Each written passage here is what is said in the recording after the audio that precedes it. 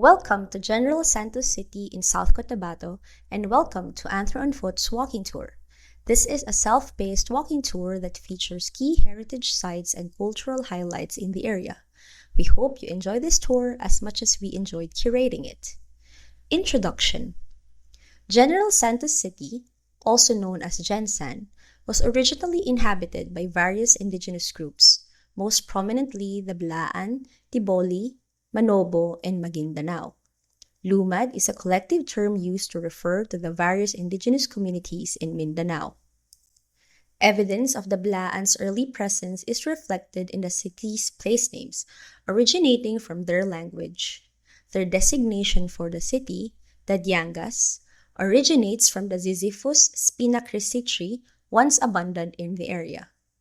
The Blaan are known for their language, music, dance, and handicrafts, while the Tiboli are known for their brasswork, beadwork, and weaving. Further, the Manobo are known for their weaving, pottery, and basketry, while the Maguindanao, who are believed to have migrated to the region in the 19th century, are known for their Islamic culture and traditions. Previously, the Blaan were compelled to move into the surrounding hills when Muslims settled in the area under the governance of the Sultanate of Maguindanao.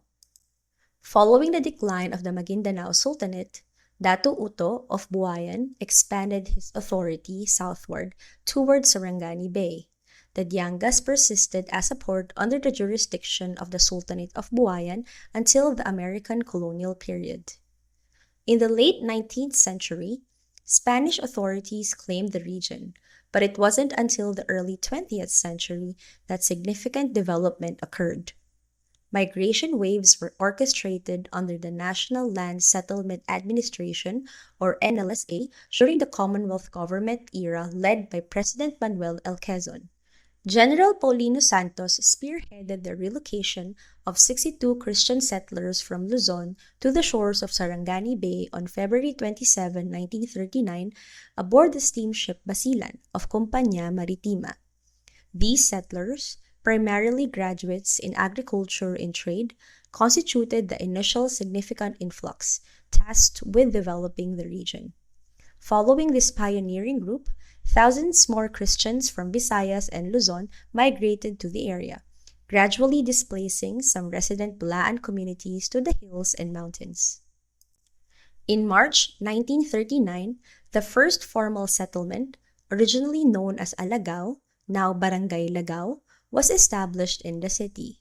The area was initially designated as the Municipal District of Buayan. During World War II, the Municipal District of Buayan became a pivotal battleground between the combined American and Filipino forces and the Imperial Japanese troops. Retreating Japanese forces fortified themselves in the Klaha Karst's land, constructing round cement bunkers and tunnels, remnants of which can still be found at Sitio Guadalupe, albeit many tunnels have been damaged over time. In June 1954, the municipality of Buayan was renamed General Santos in honor of General Paulino Santos, who pioneered the settling and economic boom of the area. To this day, General Santos City continues to celebrate its rich cultural heritage through events like the Kalilangan Festival, which highlights the celebration of unity of various community groups within the city.